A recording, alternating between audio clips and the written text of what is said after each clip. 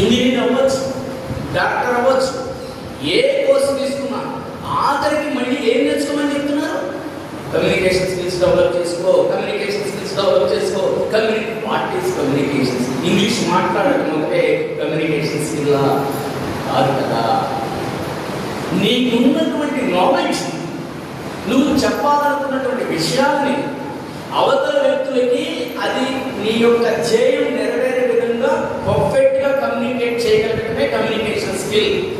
దాంట్లో అవతల వ్యక్తిని నొప్పించకుండా, నువ్వు నొచ్చుకోకుండా, నీ సెల్ఫ్ రెస్పెక్ట్ కాపాడుకుంటూ, అవతల వాళ్ళ డిగ్నిటీని కాపాడుతూ, నీ పొజిషన్ నువ్వు చేయాల్సిన పనిని సక్సెస్ఫుల్గా చేయగలగటమే కమ్యూనికేషన్ స్కిల్స్ నేర్పేటటువంటి గొప్ప గుణం. అది తెలుసుకోవాలి. ఇలా ఈ కమ్యూనికేషన్ స్కిల్స్ అవ్వచ్చు, డ్రాపింగ్ స్కిల్స్ అవ్వచ్చు. ఈరోజు చూడండి, పిల్లలకి ఈ యొక్క ఆబ్జెక్టివ్ టైప్ నాలెడ్జ్ మాత్రమే పెరిగిపోయింది.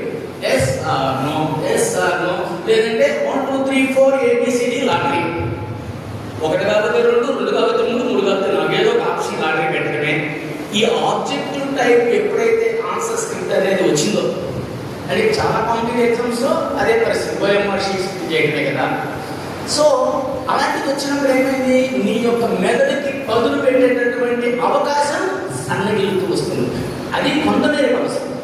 కానీ దీనికి అలవాటు పడిపోయినటువంటి ఈ విద్యార్థి ఒక రోజున ఏదైనా తన ఒక మంచి గోల్ పెట్టుకుని ఒక సివిల్ సర్వెంట్ అవ్వాలన్నా, గ్రూప్ 1 ఆఫీసర్ అవ్వాలన్నా, లేదంటే ఒక జడ్జి అవ్వాలన్నా, తను మళ్ళీ అక్కడ ఏం రాయాలండి? డిస్క్రిప్టివ్లోనే రాయాలి, ఆన్సర్స్ రాయాలి పిల్లవాడు. అలా మన చిన్నప్పుడు రాసేవాడు, ఇప్పుడు రాసే పరిస్థితి ఉన్నారు. కానీ ఉంది, ఎక్కడుంది? మెయిన్ ఎగ్జామ్స్లోనే ఉంది. మరి మెయిన్ ఎగ్జామ్స్లో ఉన్నప్పుడు దానికి తగ్గ ప్రయారిటీ ఇచ్చి పిల్లలకి ఆ యొక్క డిస్క్రిప్టివ్ స్కిల్స్ని డెవలప్ చేసేటటువంటి కెపాసిటీ ఉంది కూడా ఐసిఎస్సిలోనే. అది గమనించాలి.